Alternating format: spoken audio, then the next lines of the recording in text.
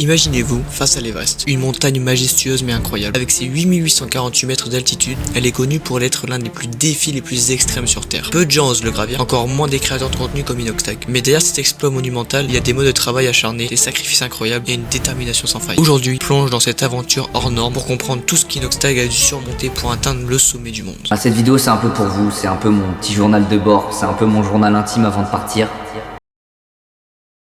Pour Inoxtag, l'Everest est juste un rêve. Ce n'était pas juste un défi sportif, c'était un rêve de gosse. Mais pourquoi choisir l'Everest? Cette montagne est bien plus qu'un amas de roches et de glace. Elle est le symbole ultime de dépassement de soi. Gravir l'Everest, c'est entrer dans un élite mondial, mais aussi affronter des conditions extrêmes. Des températures pouvant descendre à moins 50 degrés, un taux d'oxygène réduit à 33% au sol, et surtout un taux de mortalité de près de 1% parmi les grimpeurs. Mais attention, un tel défi ne s'improvise pas. Inoxtag savait qu'il allait devoir mettre toute sa vie entre parenthèses pour y parvenir. Pour cela, il a donc subi une préparation physique et mentale très extrême. Gravir l'Everest nécessite une condition physique exceptionnelle. C'est pourquoi Inoxtag a dû suivre un programme d'entraînement drastique pendant plusieurs mois. Il a donc suivi un programme d'endurance, des heures interminables sur des tapis inclinés pour simuler les pentes, des heures de natation, des heures d'escalade. L'escalade va donc lui permettre de gravir les glaciers vraiment pentus. Il a aussi travaillé sa force, des séances de musculation pour pouvoir porter un sac de 15 à 20 kg sur des terrains accidentés. Car oui, à l'Everest, porte un sac derrière nous avec notre oxygène et tout notre matériel. On a donc une adaptation au froid. Inox a passé du temps dans ces environnements gelés pour habituer son corps à des températures extrêmes. Il a grimpé plusieurs montagnes avant de grimper l'Everest. Il a grimpé comme la Madame Lave, l'Aiguille du Midi et autres. Mais l'Everest, c'est pas qu'une question de physique, c'est un combat mental, peur de l'échec, les doutes, le stress et tout ça, ça peut vous pousser à vous abandonner. Et le rêve a pu devenir réalité. Les boss, merci pour tout, c'est grâce à vous. Et j'espère qu'on va continuer comme ça. Peace, ciao.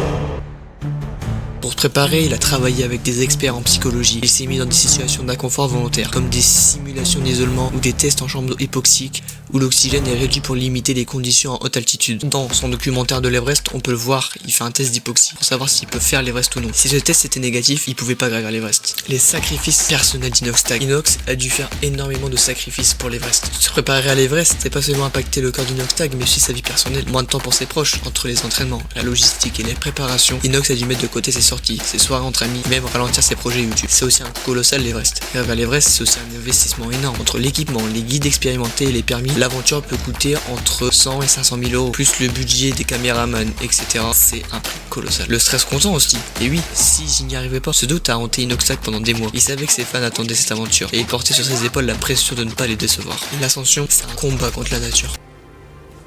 Je pars enfin. C'est vrai que c'est bizarre de voir une vidéo d'Inox au revoir YouTube, mais d'un côté, c'est un au revoir aujourd'hui que je vous fais parce que je pars à l'aventure. Et avant de partir, j'ai envie de vous dire un peu tout ce que j'ai sur le cœur et qu'on regarde cette vidéo tous ensemble avant mon départ. Après des mois de préparation, le grand jour est arrivé. Inoxtag a rejoint une expédition professionnelle pour entamer la montée. Mais l'Everest ne pardonne aucune erreur. On a le camp de base, qui est situé lui à 5360 mètres d'altitude. C'est déjà un exploit d'y arriver. C'est ici qu'il a passé plusieurs jours pour s'acclimater. On a les pentes glacées. Chaque pas devient un défi, avec des crevasses à franchir et des falaises gelées à escalader. D'où l'importance de pratiquer l'escalade. Et aussi la zone la plus compliquée pour Inoxtag, il l'a dit dans son documentaire, c'est les 8000 mètres. Le corps commence à mourir lentement. Chaque respiration est un effort et le froid est insoutenable. Dans cette zone, tout peut arriver. Si nous tombons, si nous avons un problème, perso peut venir nous aider dans cette zone car les hélicos ne peuvent pas atteindre celle-ci. Inox a dû affronter des tempêtes de neige, des nuits sans sommeil et des moments où il était à bout de force. Mais grâce à son équipe et à sa préparation et à sa volonté, il a continué. Et finalement, il a atteint le sommet. L'Everest, ce qu'on peut retenir, c'est surtout une leçon de vie pour lui en fait. L'aventure d'Inoxtag sur l'Everest est bien plus qu'un exploit sportif. C'est une véritable leçon de vie. Elle nous rappelle que peu importe la taille du défi, tout est possible avec du travail, de la persévérance et un peu de folie. Et vous, quel est votre Everest? Quel rêve allez-vous oser poursuivre? Merci d'avoir suivi cette histoire incroyable. Sachez les amis que j'arriverai en haut, si la montagne m'y autorise, mais moi j'abandonnerai pas. Ma volonté ne me fera pas arrêter. Vous connaissez votre gars, je vais pas lâcher frère. Je lâche rien. On va rien lâcher. Voilà, c'était Inès qui vous parlait. Croyez en vous, croyez en vos rêves. Moi Joey. Ciao.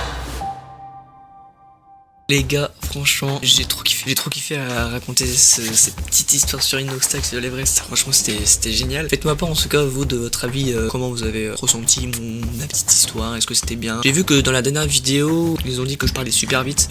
Oui, bon, ça c'est pas un peu ma faute. Bon, là, j'ai essayé un peu de ralentir le débit, mais bon, je sais que je parlais un peu vite de temps en temps, mais bon, voilà. En tout cas, voilà, les gars, Inoxtag, franchement, bravo à lui. Mais ça fait longtemps qu'il a gravi l'Everest. Je me suis dit, bah, je vais faire ça. Puis ça a l'air cool. Et puis, bah, j'ai kiffé à le faire. Hein. C'était cool de ouf. ouf. Moi aussi les gars, je vais gravir l'Everest. Donc les gars, voilà, dites-moi en commentaire quel est vous votre Everest. Voilà, c'est important. Et puis voilà, n'hésitez pas à vous abonner, à liker, ça fait énormément plaisir. Merci à ceux qui le font en tout cas. Tchuss, ciao les mecs et à la prochaine pour une prochaine vidéo. Ciao.